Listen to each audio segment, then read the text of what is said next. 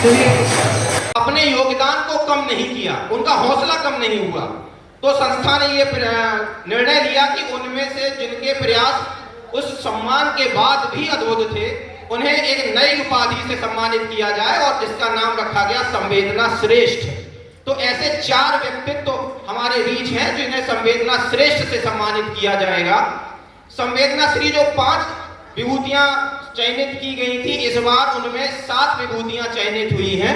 तो 4 सदस्य जो हैं वो संवेदना श्रेष्ठ के लिए और 7 सदस्य संवेदना श्री के लिए सम्मानित हुए हैं। एक पुरस्कार संवेदना गौरव है। साथ ही 2 ऐसे सम्मान हैं, आप लोगों को जानना बहुत आवश्यक है, क्योंकि हमारे बीच 2 ऐसे सदस्य हैं जो गोलोक धाम को सिधार गए हैं और जिनका सहयोग संस्था के लिए अजय अंजाम दत्ता अतुलनीय था। आपको बताता हूं, कहते हैं कि जो एक पुस्तक है साधना से सिद्धि, तो उसमें लिखा हुआ है कि ईश्वर करता कुछ नहीं है लेकिन करता सब कुछ है। मतलब वो स्वयं तो कुछ नहीं करता, वो सिर्फ ऊपर बैठे बैठे हम लोगों को दायित्व तो दे देता है और उसमें अपने लोगों का चयन करता है कि कौन से ऐसे पात्र हैं जो इस कार्य को करने के लिए सक्षम हैं। करते वही हैं और करवाते हमसे हैं, ये ईश्वर की वो महानता है। तो करते वो कुछ नहीं और करते सब कुछ है। तो क्या है कि वो ऐसे सदस्य हैं, आप लोग जो कार्य कर रहे हैं, हम सब लोग मिलकर जो कार्य कर रहे हैं, ये हम लोगों के लिए खुशनसीबी है, सौभाग्य की बात है कि उन्होंने माध्यम के रूप में हम सभी को चुना है। तो आदरणीय तनुज अग्रवाल जी, स्मृति शेष तनुज अग्रवाल, हरविंदर सिंह कोहली जी और किट्टू भैया जो अपने मोटे सरदार जी के नाम से प्रसिद्ध थे। मतलब इतना वेट संभवतः बसंत भैया, इनका वजन किट्टू भैया का 1 क्विंटल के ऊपर होगा और उस अवस्था में, उस उम्र में, उस वजन के बावजूद भी बहुत सक्रिय रहते थे। हम सब आज उनको याद ना करें तो ये निश्चित रूप से ही बहुत गलत बात होगी। उनके सुपुत्र हमारे बीच उपस्थित हैं। संवेदना परिवार उनको तहे दिल से सम्मानित करना चाहता है। एक बार आप सभी अपने स्थान पर। की दुआएं हैं, इनके आशीष ही किसी बेटे को बड़ा बनाते हैं, किसी बेटे को कद्दावर बनाते हैं। और आज हमारा सक्षम हम सबके लिए गौरव का विषय है। इससे बेहतरीन क्या हो सकता है। एक बार और तालियां मेरे निवेदन पर, उसके बाद ये माइक वापस सक्षम कर।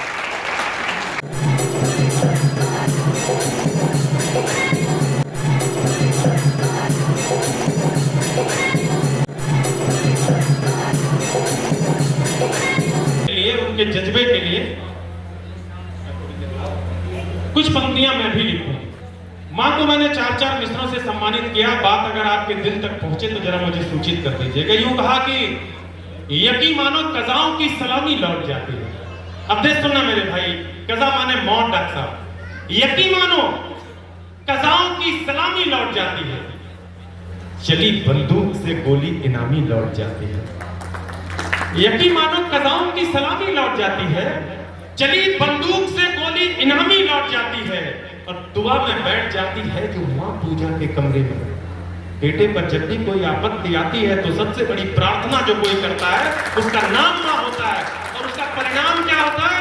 अगर अजय अंजाम आप सबके दिल में धड़क जाए, ये लगे कि ये कहानी तो मेरी थी, तो बड़ी तालियों से सूचित करना। यकीन मानो कज़ाओं की सलामी लौट जाती है, चली बंदूक से गोली इनामी लौट जाती है, दुआ में बैठ जाती है जो मां पूजा के कमरे में। मेरी दहलीज से गम की सुनामी लौट जाती है, मेरी दहलीज से गम की सुनामी लौट जाती है। 4 मिसरे और इसी बिरादरी के रखना चाहता हूं आपके समक्ष, मन बनाए रहिएगा। यूं कहा कि हमारी फिक्र में माथे पे सिलवट डाल लेती है, हमारी फिक्र में माथे पे सिलवट डाल लेती है। बेटा 4 बजे के बाद 4:15 पे घर आता, डॉक्टर साहब छुट्टी के बाद। किसी दिन 4:15 की जगह 4:30 हो गए तो माँ के माथे पर जो चिंता की रेखाएं उभरती हैं, उन्हें गीता का श्लोक और कुरान की आयत मान के सलाम करता हूँ और 4 मिसरे आपके चरणों में रखता हूँ। हमारी फिक्र में माथे पे सिलवट डाल लेती है। डॉक्टर आनंद सुनना, ये मिसरे आपको समर्पित करता हूँ। चित्र पहल के द्वारा आप भी अद्भुत सेवा करते हो। हमारी फिक्र में माथे पे सिलवट डाल लेती है, हिफाजत को हमारी खुद पे संकट डाल लेती है। हमारी फिक्र में माथे पे सिलवट डाल लेती है, हिफाजत को हमारी खुद पे संकट डाल लेती है। न जाने कौन सा रिश्ता है बूढ़े पेड़ से उनका। इन 2 पंक्तियों के पीछे एच एन अग्रवाल साहब एक छोटी सी कहानी है, शायद आप उस भावना तक पहुंच जाए। मैं छोटा था, गांव में रहता था, ये पास में बूढ़ा दाना प्रवीण मेरा गांव है। बहुत छोटा था तो माँ शाम को उंगली पकड़ के ले जाती थी। मेरे खेत के पास एक पेड़ था जो मेरे बाबा ने लगाया। माँ को पता नहीं क्यों लगता था कि मैं इस पेड़ के नीचे सुरक्षित हूँ। क्या रिश्ता वो उस पेड़ से कायम कर लेती थी, बस वो रिश्ता जेहन में था, वो पंक्तियों में तब्दील हुआ। माताएं बहुत सारी मंच में आखिरी पंक्ति में बैठी है, इनके चरणों में प्रणाम करते हुए ये 4 पंक्तियां हमारी फिक्र में माथे पे सिलवट डाल लेती है, हिफाजत को हमारी खुद पे संकट डाल लेती है। न जाने कौन सा रिश्ता है बूढ़े पेड़ से उनका, यहाँ से माँ गुजरती है तो घूंघट डाल लेती है। अभिनंदन करता हूँ, आभार करता हूँ और सिर्फ एक छोटा सा गीत पढ़ना चाहता हूँ। मैं गा नहीं सकता, लेकिन ऐसा नहीं है कि माँ ने मुझसे गीत लिखने की कोई क्षमता मुझे न दी हो। मैं लिखता हूँ और जिस तरह से मैं चेतक पढ़ता हूँ, जिस तरह से भगवान राम पढ़ता हूँ, उसी तरह से सीधे सीधे गीत आप तक पहुँचाऊंगा। गीत आज इसलिए पढ़ना जरूरी है कि ये दिवस विशेष है। माँ के चरणों में हमने इसलिए प्रणाम किया कि माँ का स्मरण किए बिना वाणी की शुरुआत नहीं होती। लेकिन आज वर्ल्ड फादर डे है, पितृ दिवस है। अगर आपका आदेश हो तालियां बजा के मुझे बता दीजिए, मैं एक गीत पिता के यूं निवेदन किया साहब, गम छिपाकर आंसुओं को अस्त्र से मुस्कान करते। अगर जुड़े रहेंगे तो रोमांचित हो जाएंगे आखिर तक, खासतौर से बेटियों की आंखें नम हो जाएंगी, ये मेरा दावा है। बस जुड़े रहिएगा। गम छुपाकर आंसुओं को अस्त्र से मुस्कान करते, लक्ष्य तय करते स्वयं, फिर लक्ष्य का संधान करते। बल मिले परिवार को तो खुद को वो बलिदान करते। बाघ मां बनकर पिताजी बाघ का निर्माण करते। बाघ मां बनकर पिताजी बाघ का निर्माण करते। स्मरण करिएगा, माता का लाड़, माता का स्नेह, उनकी गोद हमें अनेक बार हासिल होती है, लेकिन कई बार पिता का रूप देख करके, उनको क्रोध को देख करके, उनके अनुशासन को देख करके हम पिता से दूरी बना लेते हैं। लेकिन हमें पता नहीं होता कि पिता ही वो कुम्हार है जो नीचे से हाथ लगाकर मटकी पर थाप देता है, जिससे आने वाले कल में मटकी का जल शीतल हो सके और वो पूरे संसार को आनंद दे सके। तब कहता हूं, मन भिगोए वो पिता है। सुनना साहब, मंच का भी ध्यान चाहूंगा सक्षम भाई, सिर्फ 2 मिनट। मन भिगोए वो पिता है, और ये गीत तब पढ़ रहा हूं जब आदरणीय सक्षम सेंगर साहब सामने बैठे हुए, उनको समर्पित करते हुए पढ़ रहा हूं। मन भिगोए वो पिता है, चैन खोए वो पिता है। अनुपम, गीत सुनना है, जब भावना से जुड़ा हुआ पढ़ रहा होता हूं तो थोड़ा सा। मन भिगोए वो पिता है, चैन खोए वो पिता है, और तक हो अश्रु फिर भी जो न रोए वो पिता है। और तक हो अश्रु फिर भी जो न रोए वो पिता है। वो पिता है जो स्वयं को काट दे, वो पिता है जो स्वयं को बांट दे बच्चों की खातिर। वो पिता जो पेट को भी काट दे बच्चों की खातिर। हाँ, दधीची बन पिताजी अस्थियों का दान करते। बाघ मां बनकर पिताजी बाघ का निर्माण करते। बाघ मां बनकर पिताजी बाघ का निर्माण करते। हम कौन? हाँ, पिता का अंश। विष्णु भाई, हम कौन है? याद रखना, बहुत समय पहले आपके पिता ने नींव की एक ईंट रखी होगी। आज उस आप राजप्रासाद में रहते हैं तो उनकी स्मृति कभी निकलती नहीं होगी। राहुल भाई, तब हाँ, पिता का अंश है, हाँ, पिता का वंश है। शब्द है तत्सम पिता तो शब्द का अपभ्रंश है। शब्द है तत्सम पिता तो शब्द का अपभ्रंश है। हम हंस के छोने हैं जो हम, तो पिता है नील सागर। हम पखेरु हैं अगर तो फिर पिता है नील अंबर। मुश्किलें आती मगर वे मुश्किलें आसान करते। बाघ मां बनकर पिताजी बाघ का निर्माण करते। एक बात और निवेदित करता हूं, पिता जीवन में क्या करते रहते हैं। यहाँ लगभग सब पिता बैठे हैं और बहुत से पुत्र भी बैठे हैं। इस रिश्ते को स्थापित करने की चेष्टा करता हूं। पिता अगर कहीं जेहन में आ जाए तो तालियों से मुझे सूचित करना चाहिए। तिनका तिनका जोड़ कर, तिनका तिनका जोड़ कर, आंधियों को मोड़ कर वे नीड़ बच्चों के बनाते खुद के सपने तोड़ कर। आंधियों को मोड़ कर वे तिनका तिनका जोड़ कर वे नीड़ बच्चों के बनाते खुद के सपने तोड़ कर वे छोड़कर अपना पराया साथ दुनिया का निभाया। पेड़ बनकर धूप रोकी तब मिली बच्चों को छाया। पेड़ बनकर धूप रोकी तब मिली बच्चों को छाया। आंधियों के सामने वे खुद का तन चट्टान करते। हाँ, पिता बाघ मां बनकर पिताजी बाघ का निर्माण करते।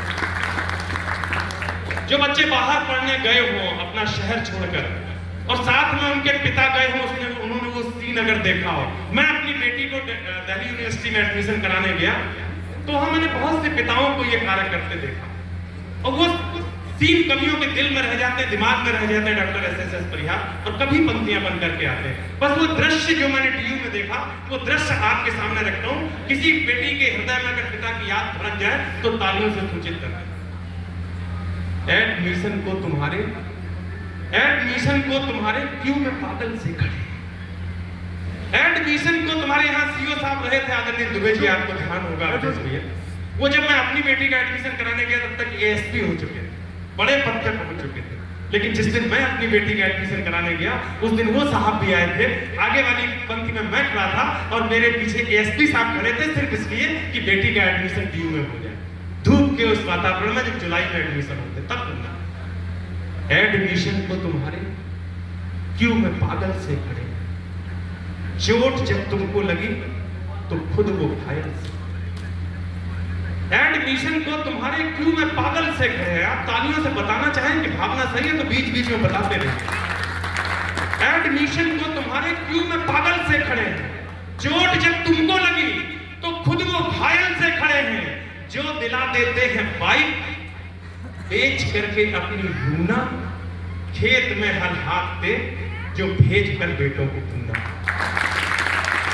खेत में हल हाथते जो भेज कर बेटों को पूना। खुद मजूरी कर सुतों को साहिबे दीवान करते। बागवा बनकर पिताजी बाग का निर्माण।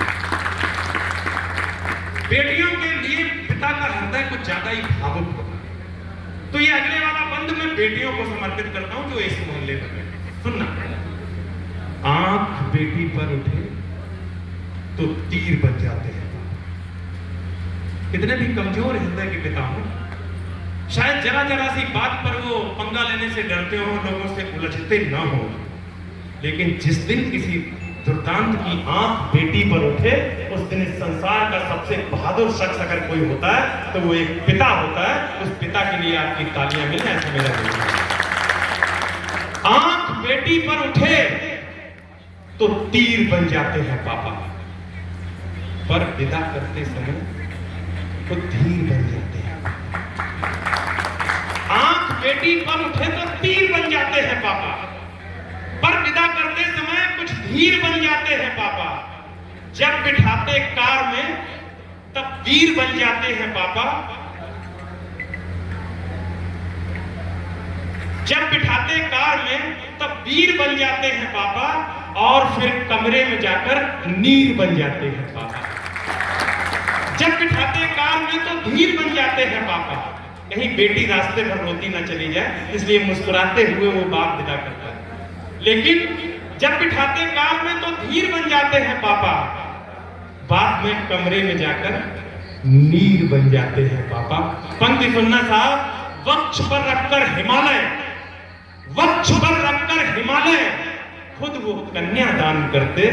बागवा बनकर पिताजी बाग का निर्माण करते। गीत का अंतिम अंतरा पढ़ता हूं साहिबों। सबको कष्ट होता है अगर बेटा बिछड़े, लेकिन भारतीय इतिहास और वांग्मय से कुछ मैंने प्रतीक लिए हैं। अगर आपके हृदय तक पहुंचे तो मुझे विदा करना है इस मंच से। कौन कितना दुखी होता है।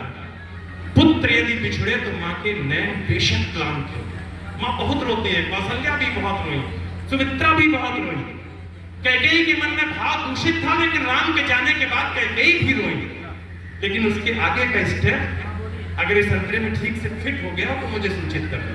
पुत्र यदि बिछड़े, अगर पुत्र यदि बिछड़े तो मां के नैन बेशक क्लांत होते। भाई को भाई विदा कर सत्य है आक्रांत होते। हाँ, दुखी होती है पत्नी, सब स्वजन उद्भ्रांत होते, पर पिता दशरथ बिछड़कर राम जी से शांत होते। पर पिता दशरथ बिछड़कर राम जी से शांत होते। हाँ, पिता बच्चों को हंसकर दान तन मन